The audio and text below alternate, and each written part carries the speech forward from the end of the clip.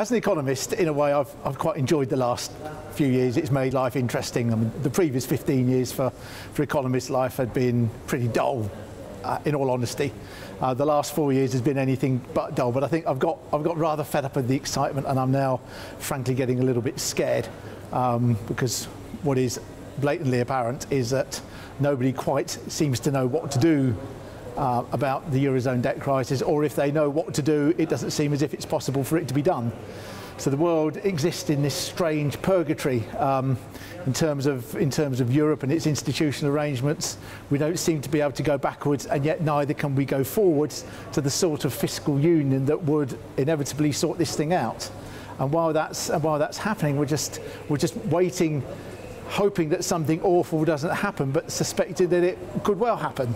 And it's not a very nice place to be, and it's certainly very corrosive for confidence, confidence for businesses and confidence for households. There's a lot of politicians in particular who simply don't quite grasp how difficult getting out of the euro would be. The splintering of the euro would be utterly cataclysmic. What we have to look for is ordered solutions. And I've always thought that one day, when everything's back to normal and all this has been sorted, in 10 years' time, it might be possible to have a grown-up conversation about who's in, who's out, and do something different. But you certainly can't do that at the moment. It's anybody leaving now would be utterly cataclysmic. And I think the people in charge recognise it. The trouble is that there are politicians in some parts of Europe who clearly don't. What it's hard, I think, for Americans to come to terms with is that their economy is not quite the dynamic beast that it was 20 years ago. You think of the America that recovered so rapidly from the depressions of the early 80s and the recession of the early 1990s. The America today is not like that. It doesn't respond as well coming out of recessions. It takes much longer to create the jobs. And part of that is well, a lot of it is simply to do with the fact it's indebted. It's very heavily indebted.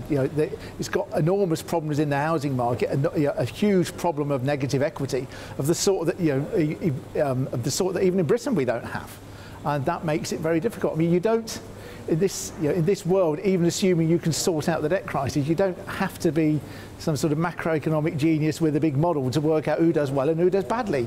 All it comes down to is who's got debt and who hasn't. And you look around the world. And Britain's got a lot of debt. British households have got a lot of debt. The British government's got a lot of debt. American households have got a lot of debt. So has the American government, and so on and so forth. It's not hard to work out who does well and who struggles. And I'm afraid in this sort of environment, you've got households in America trying to pay down debt, just like they are in Britain. You've got the American government trying to pay down debt, just as it is in Britain.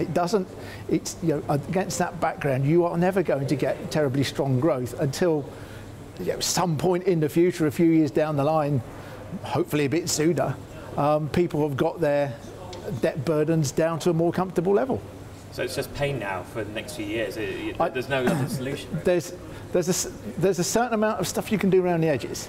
Certainly in regard to the UK, I think the stuff the government's trying to do on the planning system, I think is terribly important.